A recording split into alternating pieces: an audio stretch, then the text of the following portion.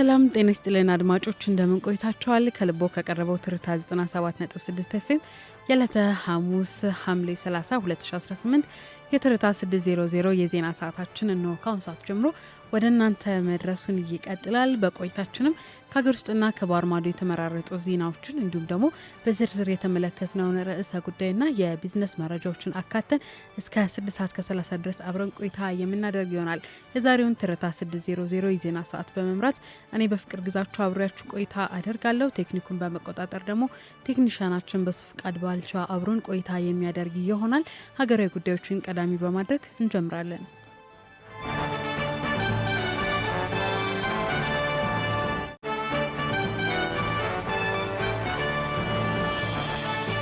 ኢትዮጵያና የአፍሪካ ህብረት ለኮፕ 32 ጉባኤ ስኬታማ ትብብራቸውን እንደሚያጠናክሩ ገለጹ። ኢትዮጵያና የአፍሪካ ህብረት ኮሚሽን ለ32ኛው የተባበሩት መንግስታት ድርጅት የአየር ንብረት ለውጥ ጉባኤ ኮፕ 32 ስኬታማነት ትብብራቸውን አጠናክረው እንደሚሰሩ ገልጸዋል። ይህ የተገለጸው የውጭ ጉዳይ ሚኒስቴር ጌዲዮን ጢሞቴዎስ የአፍሪካ ህብረት ኮሚሽን ሊቀመንበር መሐመድ አሊ የሱፍን በጽህፈት ቤታቸው ተቀብለው ባነጋገሩበት ወቅት ነው። ውይይቱ በአፍሪካ ቀንድ የሰላምና ደህንነት ጉዳዮች እንዲሁም እንደ አውሮፓውያን አቆጣጠር በ2027 በኢትዮጵያ በሚካሄደው 32ኛው የተባበሩት መንግስታት ድርጅት የአየር ንብረት ለውጥ ጉባኤ ወይም ኮፕ 32 ዝግጅት ላይ ማተኮሩ ተጠቁሟል። ዓለም አቀፍ የአየር ንብረት ጉባኤው በስኬት እንዲካሄድ የአፍሪካ ህብረት ኮሚሽንና የአስተናጋጇ የኢትዮጵያ ትብብር ይበልጥ ሊተናገር እንደሚገባም አጽንኦት መስጠቱን የአፍሪካ ህብረት መረጃ ያመለክታል።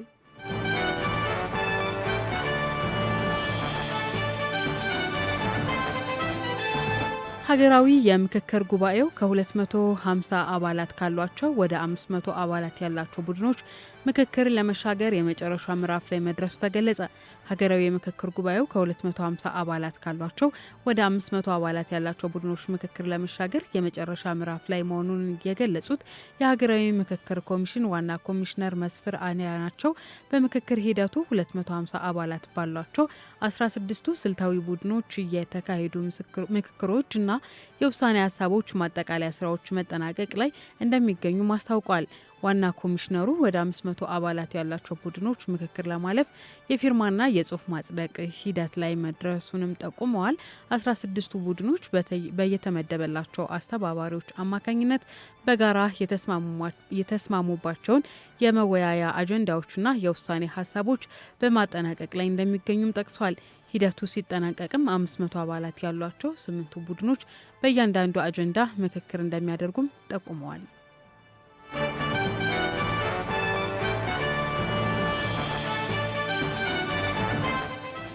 በአዲስ አበባ ከ456 ሺህ በላይ የደረጃ ለግብር ከፋዮች ግዴታቸውን መወጣት እንደሚጠበቅባቸው ተገለጸ።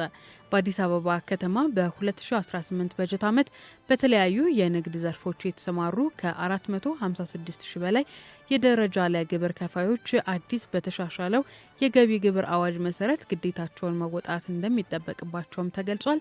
የአዲስ አበባ ገቢዎች ቢሮ መልእክት የደረሳቸው የደረጃ ለግብር ከፋዮች እስከ ሐምሌ 30 ቀን 2018 ዓመተ ምህረት ድረስ በኦንላይን ክፍያቸውን በመፈጸም የዜግነት ግዴታቸውን እንዲወጡ ጥሪ አቅርቧል።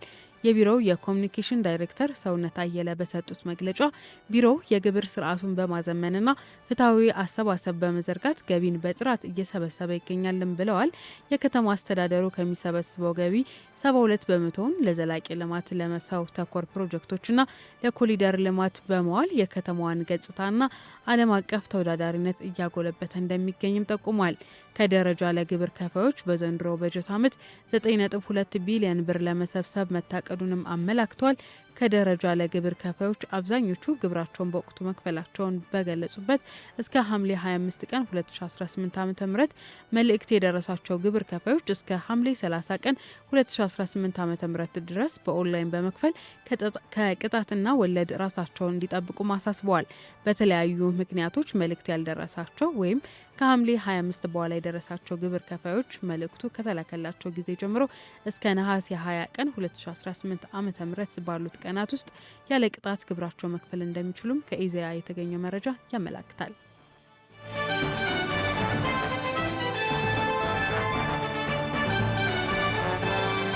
አድማጮች አብራችሁን ስላላችሁ እጅግ አድርገን እናመሰግናለን። ቀደም ሲል ከሀገር ውስጥ የተመራረጡ ዜናዎችን ነበር ለእናንተ ያጋራ ነው። አሁን ደግሞ ወደ ውጭ ዜናዎቻችን እናልፋለን። የአፍሪካ ጉዳዮችን ስናስቀድም ናይጄሪያ እናገኛለን። በናይጄሪያ የጸጥታ ኃይሎች ባካሄዱት ዘመቻ ከ300 በላይ የታገቱ ሰዎች ነፃ መውጣታቸው ተገለጸ። በናይጄሪያ የሀገሪቱ የጸጥታ አካላት ባካሄዱት የተቀናጀ የጦር ዘመቻ በታጣቂ ቡድኖች ተለጥፈው የነበሩ በርካታ ዜጎችን ማስለቀቅ መቻሉን ሲሆን ነፃ ከወጡት ተጎጆች መካከል ሴቶችና ህጻናት እንደሚገኙበትም መረጃው ያመለክታል። በዘመቻው ወቅት በጸጥታ ኃይሎችና በታጣቂዎቹ መካከል በተካሄደ የተኩስ ልውውጥ በርካታ የታጣቂ ቡድን አባላት የተገደሉ ሲሆን ሌሎቹ በቁጥጥር ስር ውለዋል። ታጣቂዎቹ ይጠቀሙባቸው የነበሩ የመሸሸጊያ ቦታዎች፣ የጦር መሳሪያዎችና የተሽከርካሪዎች ቁሳቁሶችም በቁጥጥር ስር መዋላቸውን የሀገሪቱ መንግስት ነው ያስታወቀው። በናይጄሪያ የሚንቀሳቀሱ የታጣቂ ቡድኖቹ ሰዎችን በማገት የካሳ ገንዘብ መጠየቅን እንደ ዋነኛ ተግባር ማድረጋቸው የተገለጸ ሲሆን የሀገሪቱ መንግስት የዜጎችን ደህንነት ለማረጋገጥና የታጠቁ ቡድኖችን ሙሉ በሙሉ ለመቆጣጠር የሚያደርገውን ዘመቻ እንደሚያጠናክር ማስታወቁን አፍሪካ ኒውስ ዘግቧል።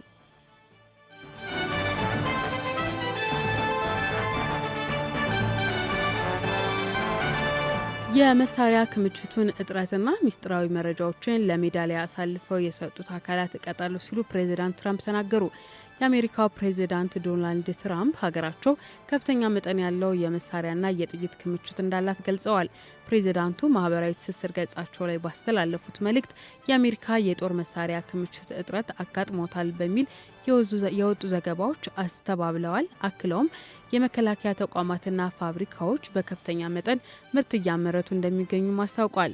በተጨማሪም የመሳሪያ ክምችት እጥረትን በተመለከተ መረጃዎችን ለመገናኛ ብዙሃን አሳልፈው የሰጡ አካላትን የኮነኑት ትራምፕ መረጃዎቹን አሳልፈው የሰጡ ሰዎች የማደን ስራ እየተከናወነ መሆኑና ረዥም ዓመታት የሚያስቀጣ የእስራት ውሳኔ እንዲወሰንባቸው እንደሚያደርጉ ማስጠንቀቂያ ሰጥተዋል። ይህ የፕሬዚዳንት ትራምፕ አስተያየት የወጣው አሜሪካ ከኢራን ጋር ባደረገችው ወታደራዊ ግጭት ምክንያት የአየር መከላከያ ሚሳኤሎችና የጦር መሳሪያዎች ክምችቷ እየተነቃነቀ መሆኑን የሚገልጹ የመገናኛ ብዙሃን ዘገባዎች ከተሰረጩ በኋላ መሆኑን አናዶሉ ዘግቧል።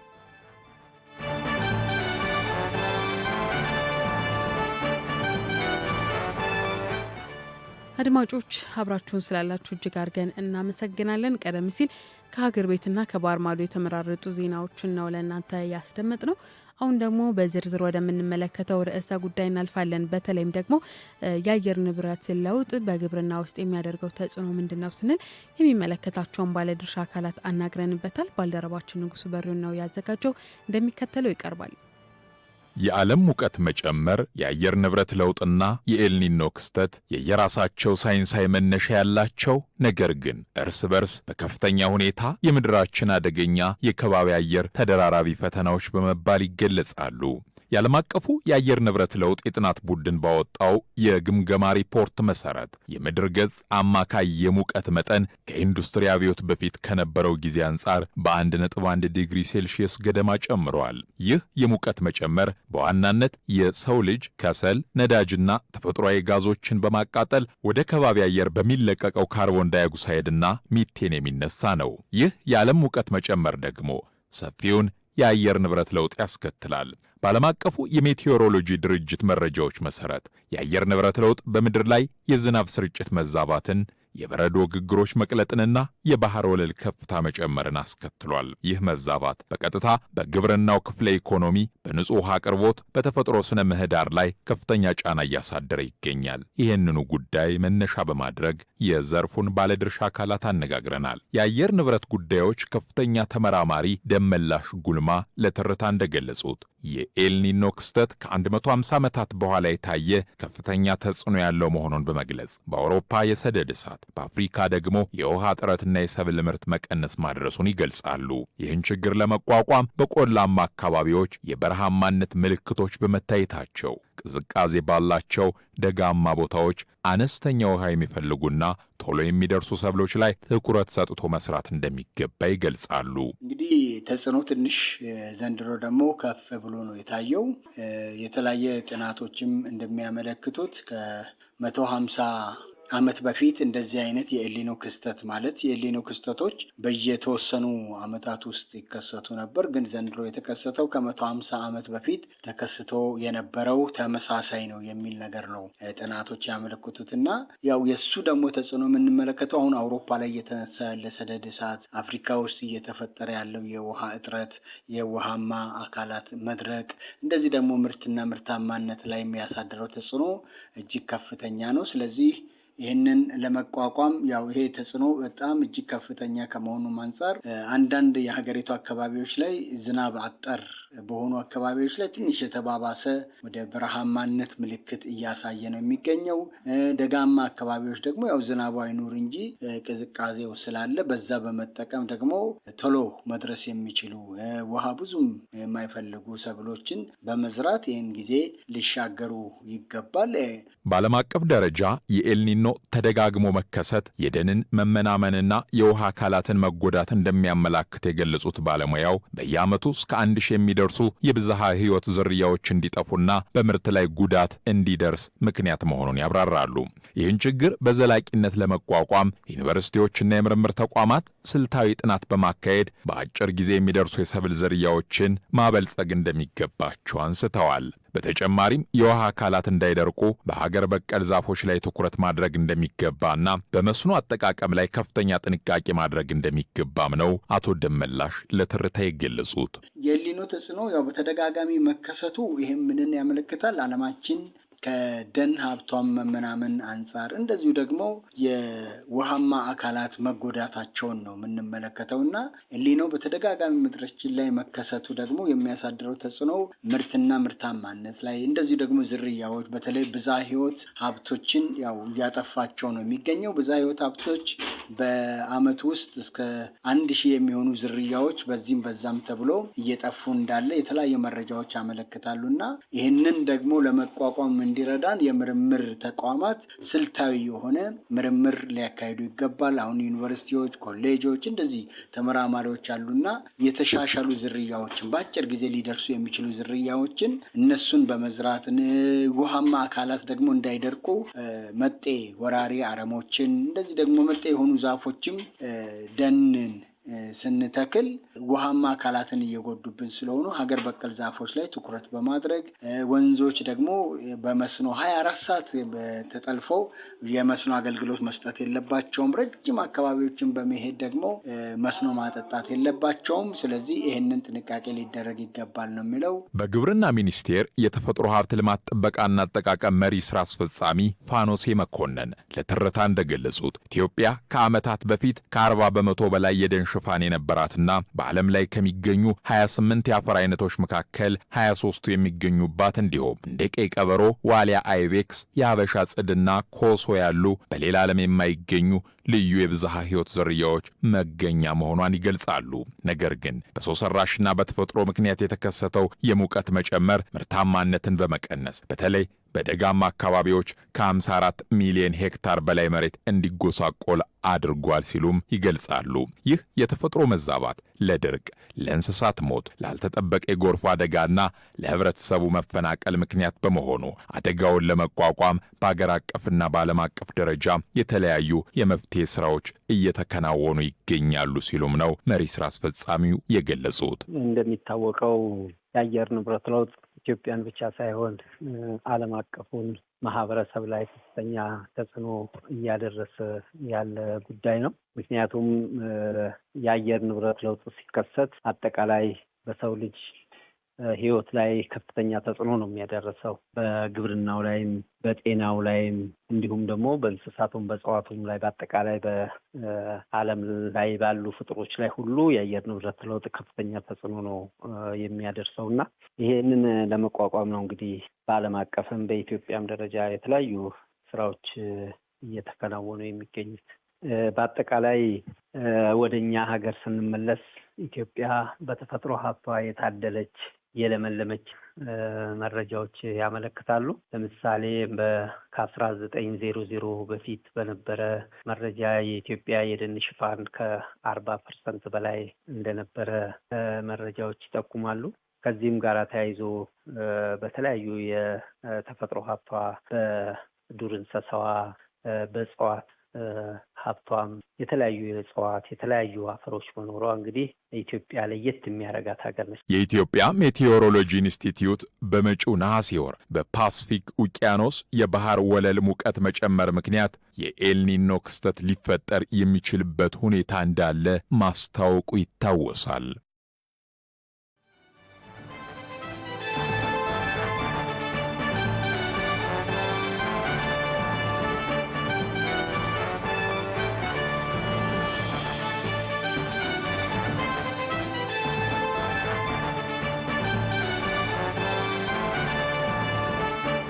አድማጮች አብራችሁን ስላላችሁ እጅግ አድርገን እናመሰግናለን። ቀደም ሲል በተለይም ደግሞ በዝርዝር የተመለከትነው ርዕሰ ጉዳይ ነበር ያየነው።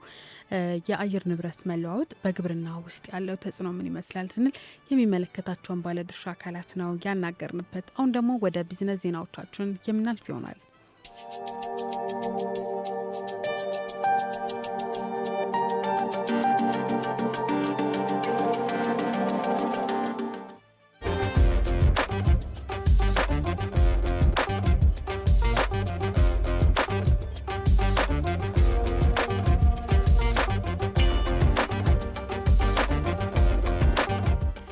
ኢትዮጵያ በዲጂታል ተጋላጭነት ከአፍሪካ በ5ኛ ደረጃ ላይ ተቀምጣለች ሲል ኢንተርፖል ይፋ ባደረገው ጥናታዊ ሪፖርት አስታወቀ።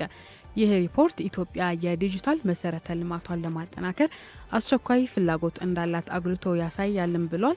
ከ36 የአፍሪካ አባል ሀገራትና እንደ ቫስኮቨር ፋውንዴሽን ካሉ ድርጅቶች በተሰበሰበ መረጃ ላይ በመመስረት ነው እንግዲህ በአጠቃላይ ግምገማው ፈጣን የቴክኖሎጂ እድገት ከሳይበር ደህንነት መከላከያዎችና ከተቋማዊ ዝግጁነቶች በልጦ እየመጣ እንደሆነ የተመላከተው።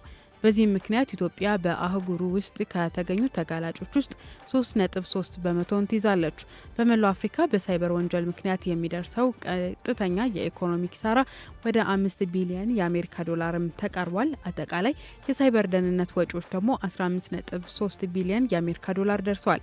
የተዘገበው የገንዘብ ኪሳራ ከእጥፍ በላይ ጨምሯልም ከ192 ሚሊዮን የአሜሪካ ዶላር ወደ 484 ሚሊዮን የአሜሪካ ዶላር። የታወቀ ተጎጆች ቁጥር ደግሞ 35,000 ወደ 87,000 አድጓል። የሳይበር ስጋት መጠን እንደየክልሉ የሚለያይ ሲሆን በምዕራብና በደቡብ አፍሪካ ሀገሮች ውስጥ ያሉ ዲጂታል ወንጀሎች ከተመዘገቡት ክስተቶች ውስጥ 30 በመቶ በላይ የሚሆነው እንደሚይዝም በሪፖርቱ ላይ ተገልጿል። ይህ በእንዲህ እንዳለ ምስራቅ አፍሪካ በሞባይል ገንዘብ ማጭበርበር፣ በቴሌኮሙኒኬሽን ክስተቶችና በመሰረተ ልማት ላይ ያነጣጠሩ የራስ ወይምን ጥቃቶች በሚነዱ መካከል እስከ ከፍተኛ አደጋ ምድብ ውስጥ መካተቷን የኢንተርፖል ሪፖርት ጠቅሶ ካፒታል ጋዜጣ ዘግቦታል።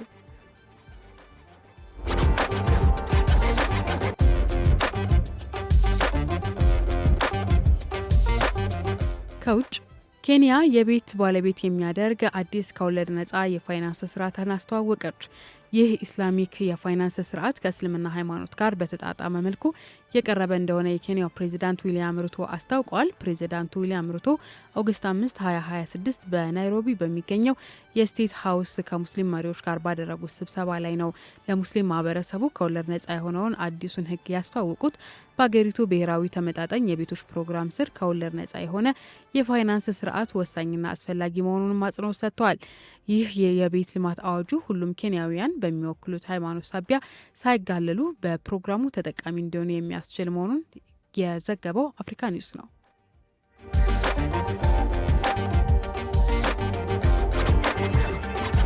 አድማጮች፣ የቢዝነስ ዜናዎቻችን እነዚህን ይመስሉ ነበር።